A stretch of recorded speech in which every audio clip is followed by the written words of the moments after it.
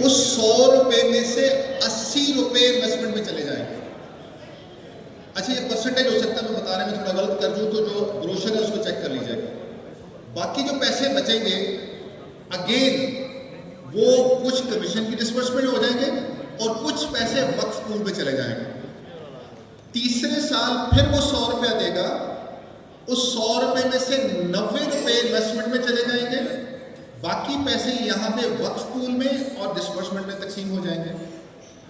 अब 3 सालों में उस बंदे ने इन्वेस्टमेंट में कितने पैसे गए? पहले साल 40, अगले साल 80, 120 और तीसरे साल 90।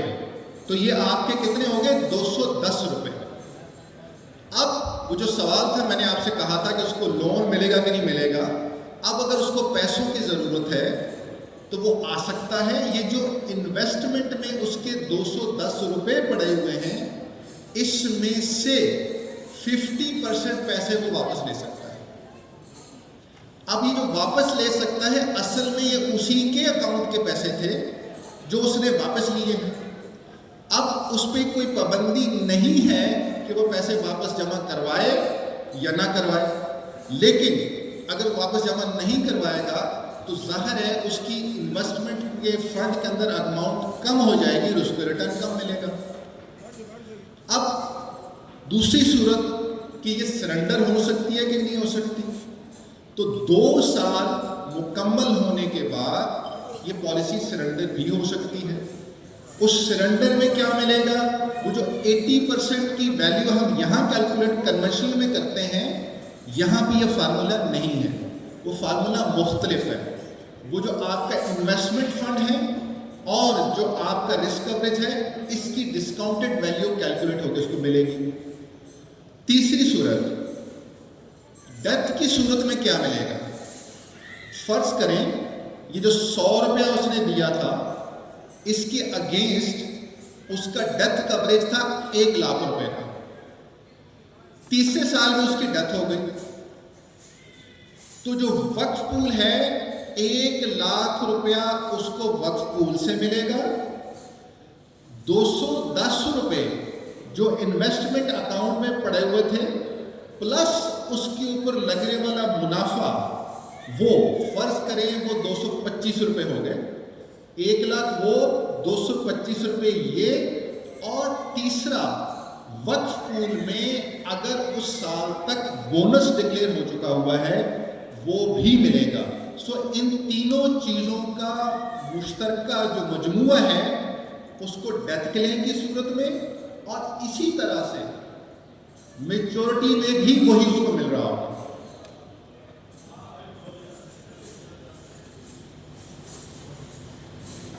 अब मैं, जैसे मैंने अभी एग्जांपल बता रहा था कि 36 साल बंदे की एज है, 1 मिलियन का प्रीमियम है और 48,000 उसका है। तो अब आप समझिएगा कि फर्ज करें 4 सालों में उसने जो 48,000 पे करता रहा, इन्वेस्टमेंट अकाउंट में उसके पैसे इकट्ठे हो गए 4 सालों में 1,50,000 रुपया। अब जो लोन यहाँ नहीं, उसको पार्शियल विड्रॉल कहते हैं, वो उस 1.5 लाख का 50% यानी कि 75,000 रुपया वो पैसे विड्रॉ कर सकता है और उसको वो पाबंदी नहीं है कि वापस करे या ना करे। दूसरी सूरत आ गया, अब उसकी सरेंडर वैल्यू की बात कर लेते हैं। इसमें एक और चीज़ आपको बताना ज़रूरी है, जैसे मैंने अभी आपसे अर्ज किया कि पैसे उसके इन्वेस्टमेंट अकाउंट में यहाँ पे जा रहे हैं, तो इन्वेस्टमेंट अकाउंट को मैनेज करने के लिए SCCP ने कानून ये बनाया है कि आप हर साल जहाँ इन्वेस्टमेंट करेंगे उसके आप मुतवक्को जो रिटर्न है वो सिर्फ 2 लेंगे, 9% के हिसाब से और 13% के हिसाब से। ये बना के आप कस्टमर को बताएंगे, एक्चुअल भले आपका जितना मर्जी हो। तो ये 9% और 13% SCCP की तरफ से ये फाइनल किया गया है, ये पाबंदी है। इसलिए हमें जो कैलकुलेशन करनी है वो इन्हीं दोनों परसेंटेजेस पे करनी है। ادروائز ایکچوئل ہمارا اس سے زیادہ ہے. تو اگر ہم یہ رکھتے ہیں کہ پروفٹ ریٹ 13% رہا تو جس بندے نے ٹوٹل 4 سالوں میں پے کیا تھا اس کی 2,17,000 روپیہ اس کی سرنڈر ویلیو بنے گی اگر پروفٹ ریٹ 13% رہتا ہے تو. اب اس نے 4 سالوں میں کتنا کیا تھا؟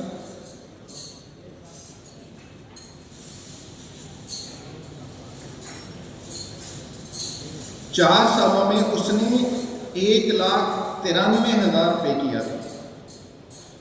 اور اگر وہ سرنڈر کرواتا ہے اور پروفٹ ریٹ اس کا 13% رہتا ہے تو اس کو جو پیسے واپس مل رہے ہیں وہ آلموسٹ 2,70,000 روپے ملتے ہیں.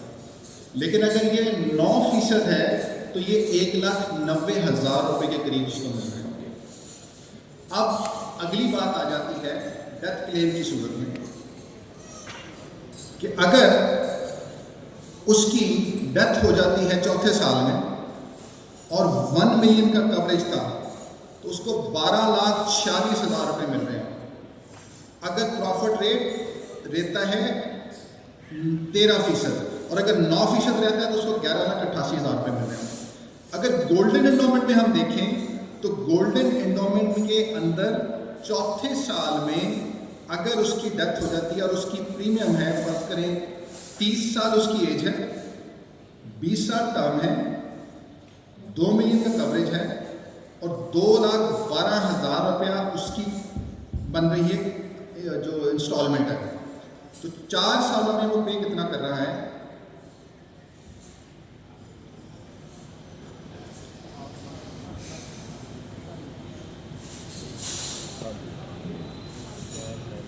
گولڈن انڈومنٹ 4 سالوں میں وہ 8,48,000 پے کر رہا ہے. ٹھیک ہے سر. اور اس کو 4تھے سال میں اگر اس کی ڈیتھ ہو جاتی ہے تو اس کو مل رہا ہے 13%. اگر پروفٹ ریٹ رہتا ہے تو اس کو 30 لاکھ روپے مل رہا ہے اور اگر 9% رہتا ہے تو اس کو 28 لاکھ روپے مل رہا ہے. اچھا, اب یہ کیونکہ یہاں بتانے میں اور اس طرح سے ایکسپلین کرنے میں سمجھنا تھوڑا مشکل ہوتا ہے, اس کے اندر میری آپ سے گزارش یہ ہوگی کہ آپ جو بھی خاص طور پہ طارق صاحب یہاں پہ ہیں ان سے رابطہ کر لیجیے گا. اس کی ایکسل میں السٹریشن بنی ہوئی ہے. وہ السٹریشن کیا ہے؟ ایکسل کے اندر آپ اپنے کمپیوٹر پہ یا اپنے لیپ ٹاپ پہ اس کی 2 شیٹس ہیں. آپ نے کچھ نہیں کرنا, صرف اس کے اندر کسٹمر کا نام ڈالنا ہے, اس کی ڈیٹ آف برتھ یا ایج ڈالنی ہے, آپ نے سلیکٹ کرنا ہے کہ پلان کون سا ہے, اور رائڈر اگر آپ نے لگانے ہیں تو وہ سلیکٹ کرنے ہیں. وہ سلیکٹ کر کے آپ کلک کریں گے تو دوسری شیٹ میں پوری تفصیل آپ کے سامنے آ جائے گی. وہ تفصیل کیا ہوگی؟ سر اس میں جو آپ نے 28 لاکھ روپے فگر بتائے ہیں, اس 28 لاکھ میں سم شورٹ انکلوڈ ہے؟ جی انکلوڈ ہے. انکلوڈ ہے. پلس جو اس کی یونٹ کی لوکیشن ہوئی تھی 4 سال کی, جی وہ بھی انکلوڈ ہے. وہ بھی انکلوڈ ہے. جی جی. پلس اس کے اوپر جو 4 سال کا پروفٹ جو اس کے لگا ہوا ہے, جی وہ بھی انکلوڈ ہے. تینوں چیزیں ملا کر. اور بھی کسی کے سیل کو سوال ہے تو وہ کر سکتے ہیں. سو خیر بات میں کر رہا تھا. تو اب یہ خلاصہ اختصار کے ساتھ میں آپ کو بتا رہا ہوں. وہ جو میں نے آپ سے کہا السٹریشن ہے, جب آپ کلک کریں گے تو اب جو آپ اپنے طور سے حساب لگا رہے ہوتے ہیں اور کسٹمر کو بتا رہے ہوتے ہیں کہ 4 سالوں بعد 5 سال بعد اسی پالیسی اگر سرنڈر کرو گے تو یہ ملے گا, 6 سال بعد کرو گے تو یہ ملے گا, یا ڈیتھ کلیم یہ ملے گا آپ کو, یا میچورٹی ویلیو یہ ملے گی, تو آپ کو کچھ نہیں کرنا, کوئی کیلکولیشن نہیں کرنی. وہ تفصیل آپ کے سامنے ساری کی ساری آ جائے گی. ایک بات ہوگی. اس کے علاوہ ایک اور سوال بھی آتا ہے کہ تکافل انویسٹمنٹ کہاں پہ کرتا ہے, جس کی وجہ سے اس کو پروفٹ بھی واپس آ رہا ہوتا ہے. تو تکافل کی نظام میں خاص طور پہ اسٹیٹ لائف تکافل نے جو 2 میجر ایونیوز ہیں, ایک اسلامک بینکس ہیں. مجھے پتہ ہے آپ کو یہ بوریت بھی ہو رہی ہوگی, جمائیاں بھی آ رہی ہوں گی, لیکن میری مجبوری ہے اس وقت میں اسی طرح سے بات کر سکتا ہوں, آپ کو آ کے مخاطب نہیں کر سکتا. تو آپ کی مہربانی, آپ توجہ کے ساتھ سنتے رہیے گا. میں عرض کر رہا تھا کہ جو ہم نے انویسٹمنٹ ہے, انویسٹمنٹ 2 جگہوں پہ ہے. ایک جو اسلامک بینکس ہیں ان کے اندر پیسے رکھے ہوئے ہیں جن کو اسلامک بینکس میں پلیسمنٹس کہتے ہیں. اسلامک بینک ان پیسوں سے آگے بزنس کرتے ہیں, لون نہیں دیتے کسی کو. اگر اس بزنس میں پروفٹ لاس جو کچھ بھی آتا ہے, پانی جو بھی وہ لاس یا پروفٹ آتا ہے وہ ریٹرن آپ کے کسٹمر کو ملتا ہے. اسٹیٹ لائف اس کے اندر مختصر شارٹ سا ایک پیسے چارج کرتی ہے. دوسرا اس کو کہتے ہیں اسلامک سکوکس, سواد کاف واو کاف سکوک.